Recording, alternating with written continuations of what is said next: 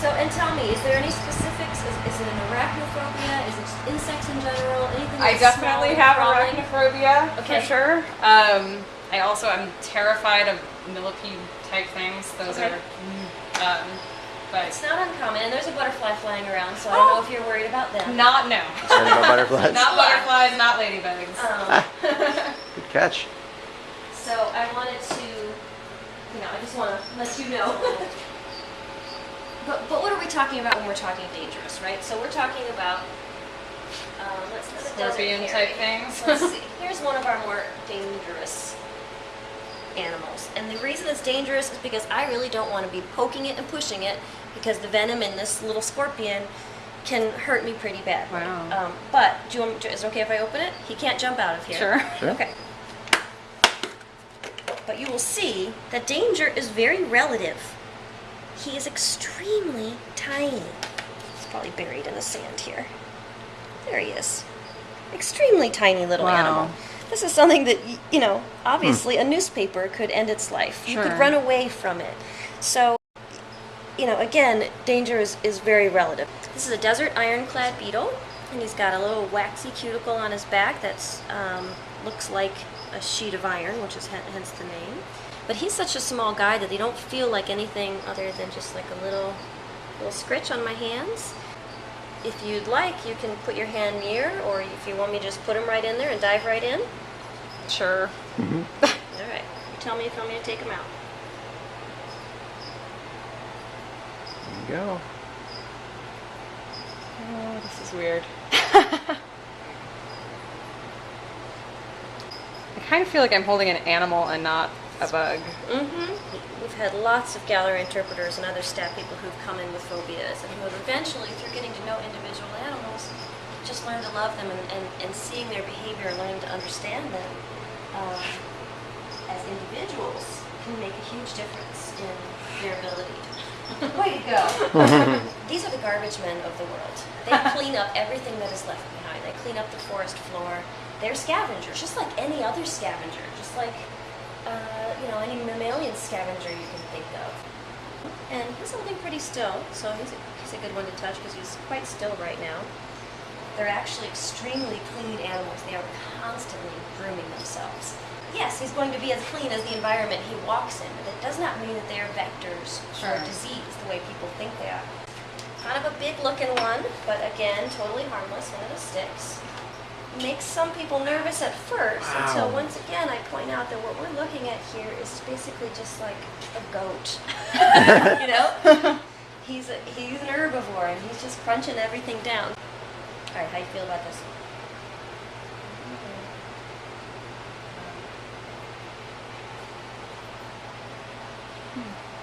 Not too bad, right? Yeah. You're being brave too. You said you didn't want I said I didn't want to hold it, but touching it is better. Wow. Crazy. It's really so interesting. calm, too. Yeah, and it just doesn't even look been real quite to trained. me. No, there you go. Another wonderful little cleanup crew of the forest. I love this is a big millipede. I love the millipedes. They have these adorable little faces. And this is sort of a defense, but it's also just sort of how they sleep when they curl up like this. They, I think, are just adorable because they have these little round faces and lots of little legs. I know that makes you a little, just a little weird, but the way they move, to me, it looks beautiful like water, like waves, when you see them just like this undulation. And I can imagine just kind of like moving like that myself. I think it's a very pleasant way to get around. Oh my gosh. So when she's all stretched out, she looks a little, long and snake-like. You want to let her crawl on you? I probably should, you right? should, yeah. I'll make you. Or we can just do this. kind of... Try touching underneath there first. How's it feel? Not like a bug. It's like... It feels harder than a bug. Like it's not tickly. I cannot believe I have this thing on me. Right, Tell me when you want it off. If it starts going for my arm, I would not like it going up my arm. I think this is so much easier having someone here explain it than seeing something like this absolutely. in your home, you know? Absolutely. It's so much more terrifying. It's just a matter of understanding their behavior, you know, and just knowing what you're looking at. Again, I'm just being gentle enough to let him know that it's okay. He's like, what's going on? What's going on? Just let him know he's okay. When you're looking at scorpions, one of the ways to know if you've got a really venomous guy is big claws mean little venom. It's really more like a bee sting. He's new to this, so we're not going to harass him too much. This one I love. It's It just beautiful. looks It's like got an the entire orange tips. spider. Yes, Yeah, it this does. is a little spider suit, basically. You can see they even molt their fangs. They're quite Oh my fuzzy on the gosh. bottom. Wow. Oh, it's soft. And they just sort of pop off the top. There we go. That is so weird. And you can see where each leg comes out of. The top popped open there. It's folded in nice and neat. She's in a position right now of relative comfort.